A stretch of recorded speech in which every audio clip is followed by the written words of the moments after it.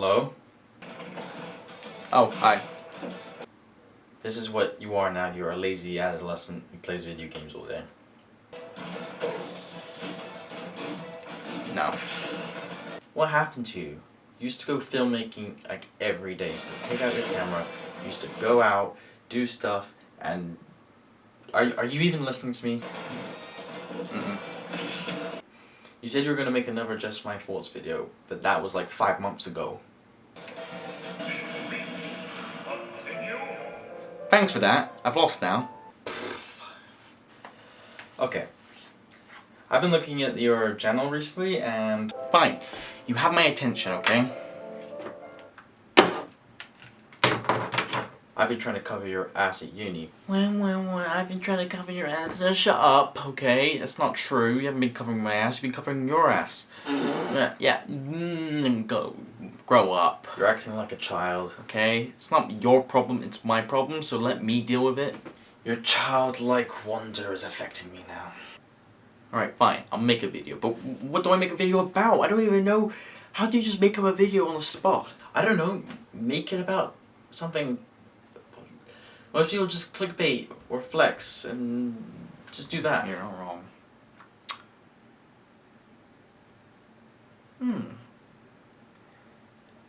I actually might have an idea.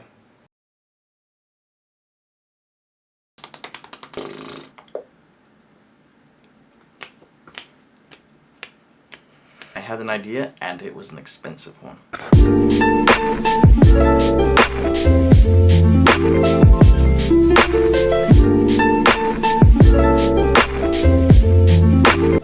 So today is kind of different because I'm not actually reviewing a camera this episode. I am working on a review for a specific camera, but I want to have more time with it just to get my overall feelings about it.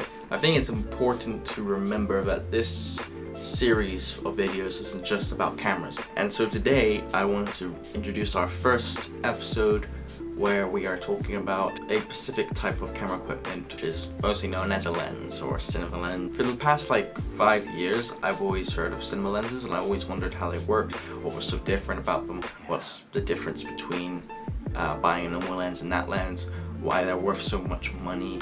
And luckily this past month I've been owned one, which is quite nice.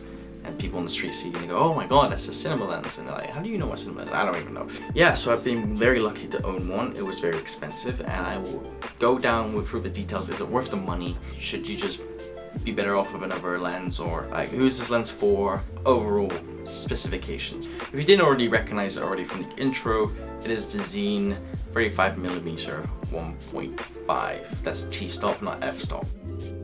I have it right here. This is it.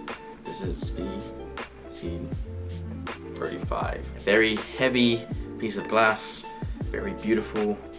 So let's get down to the specifics, I guess. The hardest part of reviewing a lens is there's not much specification, especially for a manual lens.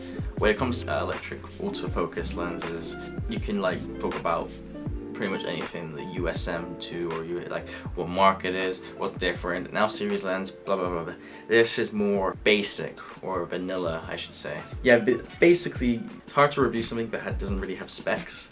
Very expensive lens. I think it's important to remember that this is a lens that's used for professional work. This is a cinema lens, as it states right here. So it has 11 aperture blades, 13 kilograms, 14 kilograms, which is pretty heavy for a lens, but with this lens you're mostly going to be using it for like on a rig. I don't, because I'm weird and I like to experiment with crazy stuff. This lens was kind of made for 4K. It was also made for like full frame cameras. I think like the coolest thing about this lens is the focus wheel. It's like one of the smoothest I've found in a manual lens, and it makes focusing actually quite easy. I think if you're like a skinny, like tiny photographer, can't carry much, or filmmaker, sorry, it will be hard for you, I guess, because it's quite grippy, but like it's very smooth, so you don't have to go like "Urgh," or it doesn't click. It's nice, quiet, and smooth, and it's just everything about it is Now obviously you can tell I'm using B-roll and these shots are kind of already edited. You don't trust me really to use footage I've taken a few weeks ago or months ago and be like, oh, that's exactly what's going to come out of the camera. So as a cool little thing, I'm going to actually put on the lens right now and show you how good it is basically. So yeah, let's do it. I haven't gone down to what differences it has compared to like other cinema lenses or other lenses in general. It's very hard to notice when you're like editing on a small laptop screen, because I don't actually edit on these screens here. But what I found is that you get like a reddish tint.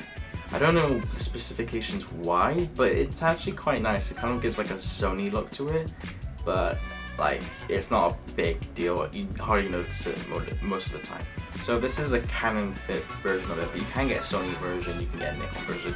You might be able to get a Micro Four Thirds, I'm not actually sure. Obviously, it's not just my full video without actually looking at my phone.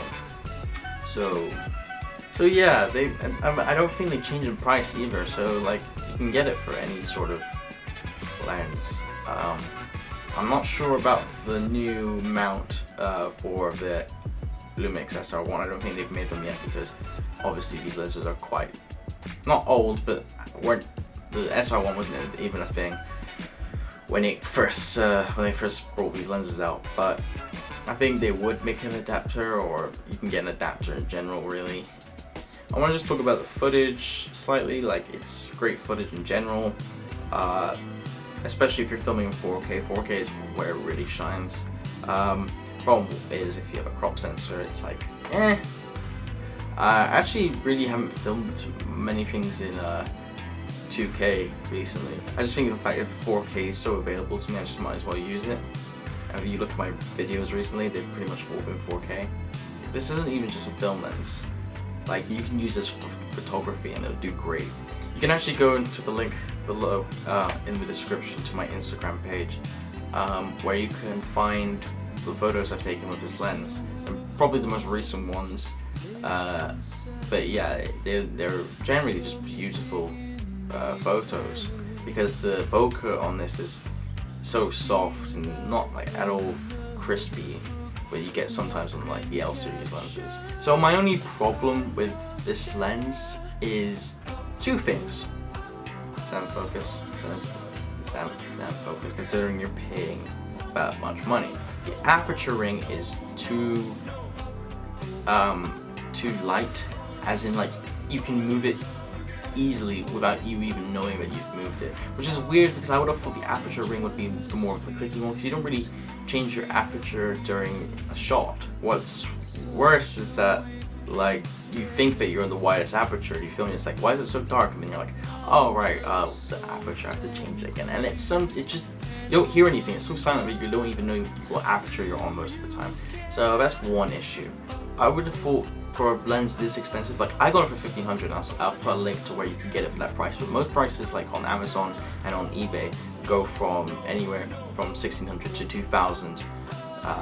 So I got mine for a good price. For a lens that expensive, I would have wanted like, you know, something crazy, something like I could get a 50mm 1.2, I think. Yeah, I mean, like I can get a 50mm 1.2 for cheaper, like way cheaper, which kind of disappoints me because I've always wanted a Canon L series 1.2, you know. But at the same time, I'm kind of like, I want a wide angle, and I also, it's just like, generally it's a brilliant lens. Like I don't really have anything wrong with it, except those two things. Besides that, lighting is brilliant. It's brilliant in low light in general, especially if you're using like C-Log. It works really well with that. These lenses aren't the official Canon cinema lenses, but the official Canon cinema lenses are mega bucks. Like if you have £5,000, £6,000 lying around, go ahead, buy one. But generally, like I don't have that type of money just dumped into a lens. I don't even think a lens should be that. They should make a law. From this day forward, we will not allow any lenses to go over £2,000. Can we please sign this new act? Don't know why I did that. Sorry about that. So yeah, I will show you a bunch of photos and videos and stuff like that, just so you can see for yourself.